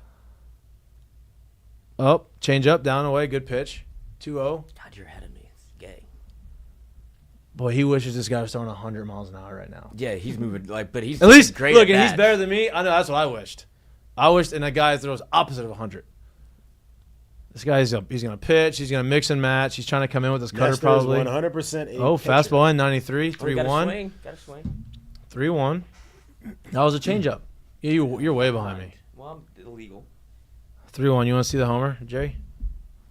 Yeah, let's see that. Let's see the homer right here. Let's see that. Oh, that was it. He did get the cookie. Boy, that was 95. That was 94 right there, and he went for it though. Is he still batting? Yeah, it's 3-2. Just a little tardy. That was the cookie that he Yeah, wanted. he was The tardy. cookie that he needed right there. Yeah, he's gonna give the changeup now. No, he's going in. That was a hack. He's going in. Got him. Damn. Located fastball and inner half. Good Take. pitch. Swinging? Yeah, he swung. Good pitch. Tied him up. Yeah, good pitch. That has some giddy up to it. Has some ride. Damn. Yeah, Nessler's one of those dudes he's tough to face as a first hit because he's so good at locating and changing speeds. And he's got 4 in the tank too. Yeah, and he has a 4 in the tank, which is, I'm gonna be honest with you, I don't care if you're used to seeing 100 right now. If you have 4 in the tank and you can pitch, it does make it tough, especially if he's on that day and he's actually being able to locate his other stuff. I mean, he went 2-0 changeup down the way. He went fastball up, then 2-0 changeup down the way. Then he swung at it. Then he went fastball in 93, kind of get him off the plate. Then he went 93, kind of upper part of the zone, elevated a little bit, but yeah. easy, like not. That easy, was the like, cookie. That was the one he should have missed. The whole chat, damn. Everybody want to see something cool there. And it was like, it was a fastball. He probably would say, that's the one I should handle. Yeah. Has some ride to it, swung and missed. There's 3-2. And then the pitcher, this is the difference between coming up to the minor leagues and the big leagues, is you have a guy, he threw pitches in all 4 quadrants. Well, through the last 2 at-bats, all 4 quadrants. This at-bat, it was down, away, up, and then in. The difference is these guys are able to locate in a lot more consistently than the guys in the minor leagues. And he goes in, off, then he swings, and there's 3-2, and then he dots up 94 with some ride up underneath the hands. That's tough. And because the misses are so much smaller. Yeah. Right? Like, it's not like a 2-0 changeup that misses way off. It's a competitive pitch, gets him to swing through it. You get a lot more of that as you climb the ladder. Yeah. And you got this other guy. You got this is James Wood. Is it James Wood? This is the guy. Big lefty. Oh yeah, he 6'7". I mean, he's enormous. Lefty, 3-1 count. Runners on second and third. 2 outs and ball 4. Walks on bases juiced. He's gonna get one more bat. Didn't get cheated at bat. So he is 0 for 2 with a walk right now. 0 for 2 with a walk. Walking a punchy. All the first strikeout, first walk. Now you get to the first hit, first RBI, maybe first homer. All in one. That's how I got mine. First hit, homer, and RBI all at once. I think did I strike out? I mean, I struck out a bunch of times, so maybe. I mean, definitely struck out. I don't know if I struck out before I hit that or not. And then I was 1 for 3, and then I went 0 for my next 10. Nice. So then I was 1 for 13, and then my next hit was another solo home run. So I went 2 for 14 with 2 homers. Got to play him. It was great. I remember I was pumped for my first single. I was like, damn, this is play great. some baseball here. Now I feel like I'm like, This is not all or nothing guy. Yeah. All right, let's NFL transaction wire is out. Oh. Saints didn't file any of their moves to the league today. So they haven't made any moves yet. I mean, I would imagine it'd be last second anyway, for the most part. Here's not that the surprising. question though. That running back is Kiobe, the kid from Tulane. He was a 6th rounder, I believe. He's from Tulane. He had a 2 touchdown. I forget how to pronounce his name, but yeah. He had 2 rushing touchdowns. He had like 10 rushes for 68 yards and 2 touchdowns at one point in the game. Looks really good. Obviously, they need running back because Kendra Miller seems like he's dead. So they hate him. He's not. It doesn't look like he's going to be counted on. And Alvin didn't play at all. So they're going to have to get it. So it seems like maybe that would be great. He went to UL. My bad, not Tulane. He went to UL. Which would be a cool story for him. UL seems to always put out some pretty solid NFL running backs. Yeah, I don't know. I don't know who they're gonna keep. A.T. Perry, I would imagine, is gonna be on the team. I think so too. I think you probably keep as many as you can in that running back room. Even though Kendra Miller is kind of, you obviously invested in him. There is upside there, but you do need bodies there, and I think that's one, especially with Alvin getting a little bit older. I think they keep as many as they can. They keep 3 quarterbacks on the active roster, right? I think you can. Or is it 2? I don't think you have to. But do most teams do that? Most teams go 2 and then 1 on the practice squad. But the problem with that is they can get nabbed off the practice squad. Most teams do that. Yeah, no. They risk losing if it's Hainer. That's why I think it's going to be Rattler as the backup. Because if you don't, well, I mean, you just drafted him last year. Like, that's what I mean. Yeah. You don't want to lose him. Yeah. And so I think that Hainer, you drafted him a couple years ago. Maybe you can kind of slip through, but I think you're going to lose either one of them. To be honest with you, Spittler Rattler's a rookie. This is Hainer's 2nd year. Right. That's what I mean. But last year Hainer was like suspended. He had steroids for 4 games. He didn't play much. He got drafted pretty high, I think 3rd or 4th round, and Saints be doing that though. So maybe they can kind of sneak him through in the practice squad stuff, but I don't know. I think that's a lot of why you haven't seen. Malik Willis got traded to the Packers. Yeah, I think that's a lot of why you haven't seen much movement though. I think it's a good move for him. I mean, he wasn't gonna. Yeah, he's gonna be the 3 at best there. Yeah. Right, and I think he's gonna be the backup to Love. It's a former 3rd rounder, man. Like, there's a lot of super talented. Yeah, there's a lot of possibility there Yeah. for him going forward. Now, obviously, you would think with the signing and how you saw Jordan Love play last year, he probably won't play much, but getting to a spot where he can kind of elevate himself, yeah, like it's just probably better for him. Matt Breida got released. Damn. Try to make a last ditch effort with San Francisco, huh? What a run he had. If you just could stay healthy. Yep. If you could stay healthy, you'd have done it. All right. Salvador Perez hits a grand slam after playing with them kids. See? Karma. Karma. Good karma, baby. And they were watching the game, I believe. The children? Yeah. That's how it works. The cheering. You give back, the universe gives back to you. All right. Let's get to the seggies. Lloyd, mistake of the day brought to you by our friends at Dozy Place. You got one? I do have one. Mistake of the day brought to you by Dozy Place. I don't know what this isn't the mistake of the day, but that quarterback saying he should start for the flag football team is crazy. Oh. Now, he is pretty nifty. Yeah, he got some juice. And then Lamar Jackson, they posted a video of Lamar Jackson playing flag football, and they're like, hey, bud, This is what it looks like. you're doing that at 5'6", Lamar's doing that at 6'5". And So, he's like, and I was Lamar going said, he goes, look, 80%. you can have your flag football, but don't try to take us down with you, because if we wanted to, we would cook your ass. Yeah, I'm a professional. And I'm more athletic than you, I'm faster than you, and I'm shiftier than you, and I'm bigger than you. And I got bubble guts. That's the only thing that's stopping Lamar. His stomach always be acting up. Here's your mistake of the day. We got a high school football fight. Oh no. Look at the coach. Bang! Oh shit, I hit a coach! You stayed up there. Let me get some room. He hit a coach! Oh shit! Where is this?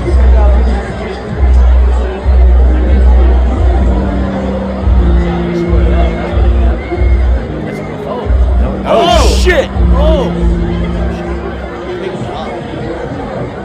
Hey, 52 went back down there after his life fast forward.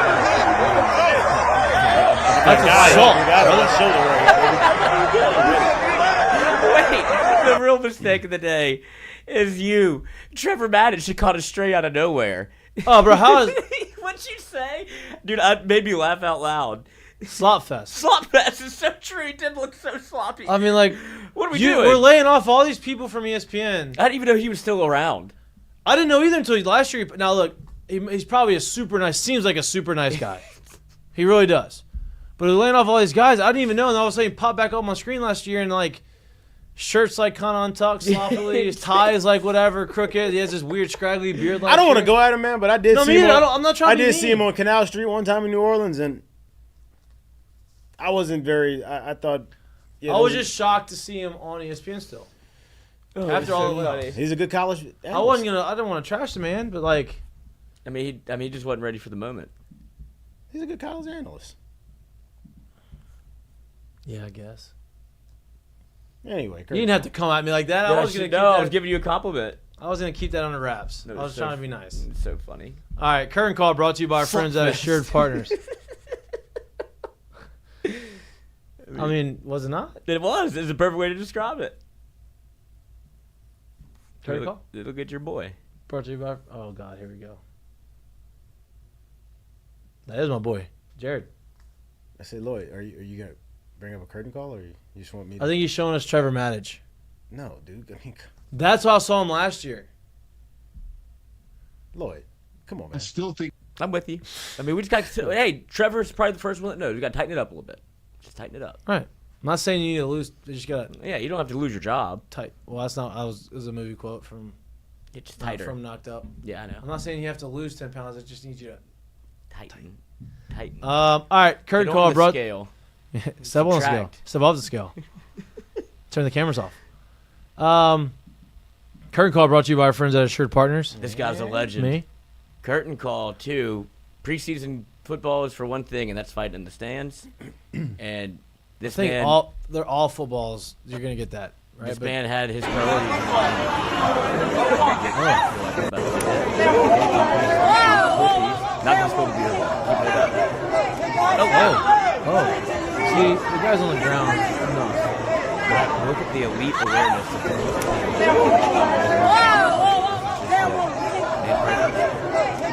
Oh, that was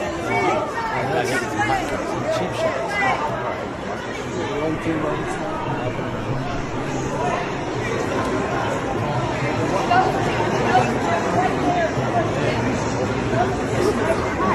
Not good. The other guy did flinch at the other guy.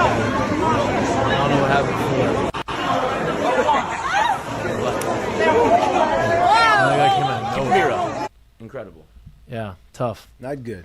One-on-one fight, man. Let your boy hang. Let your boy do it if you're gonna fight. Don't jump somebody. Don't love that. It is fight season. Watch out now. LSU Don't love football. Mm-hmm. It happens. All right, you got one? Yeah, curtain call I got for you. I've been saying this for I don't know how long, but literally forever. I've always been waiting to see somebody on the infield have the go Kids used to do that all the to time. say, in a game, let me see you do this.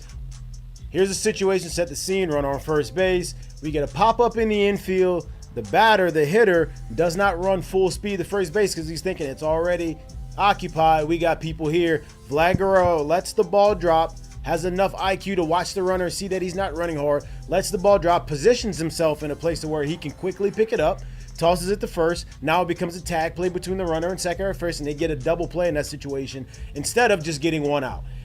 So many times that's always a possible thing, and infielders, like, they just never do it. And I've always wanted to see an infielder do it, so to see him do it in the game, obviously, he's been talking about it for a while, but curtain call it because I think it's a great play, and, well, football season is about to start, so there's not going to be too many baseball highlights until the postseason. I'll say this. That guy who hit it, I don't know who it was that flew Benson. up. Was it Benson? Yeah.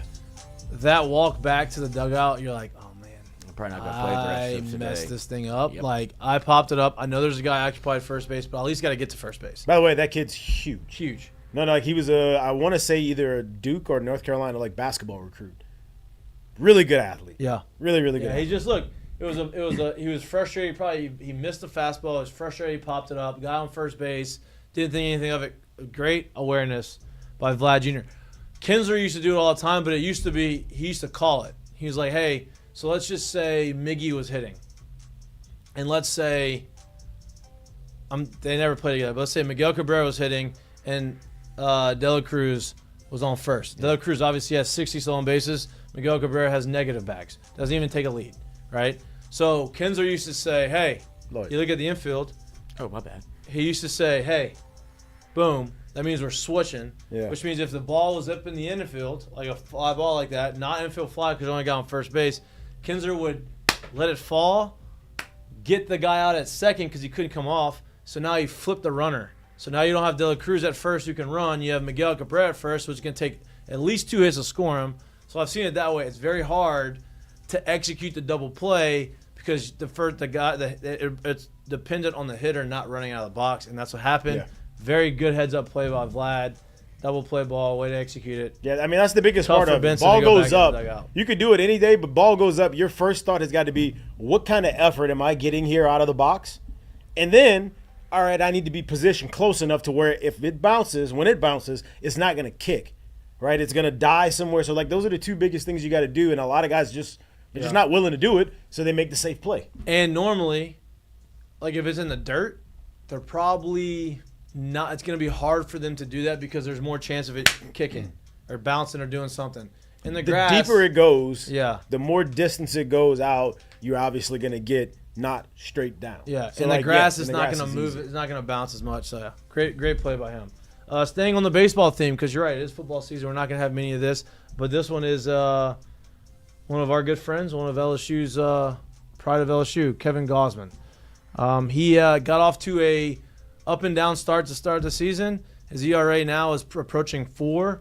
His numbers are starting to get better. He also got his 100th career win, which is a great milestone for him, and very much deserved. And happy that he's able to continue to dominate as much. You're going to look at it at the end of the year, and I think he's going to have a sub-4 ERA. So he's having a pretty good back half of this 100 wins, yeah. That's a lot. That's I impressive. don't think he's made 10 years yet. And so he's averaging over 10 wins a season. Yeah. He hadn't started every year. Yeah. You know what I mean? So shout out to him. So that's all we got. We appreciate the love and support. We appreciate you tuning in. If you don't like watching us and you like listening to us, we're going to get your anywhere you get your pods. If you like watching us, please like and subscribe to our YouTube channel.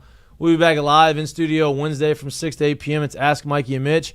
We'll pub it throughout the course of the week. We'll have some guests on. Hopefully get maybe some USC guys on to talk USC football. Right now it's prime time for them. It's like 5 o'clock, 6 o'clock over there.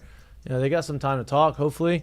We'll start digging into that. Maybe have someone else come and talk football going into the first game of the season. The problem with that is I think everybody's talking about the same stuff. It's hard to talk about something that you haven't seen on the field yet. But we're looking forward to it, pumped about it.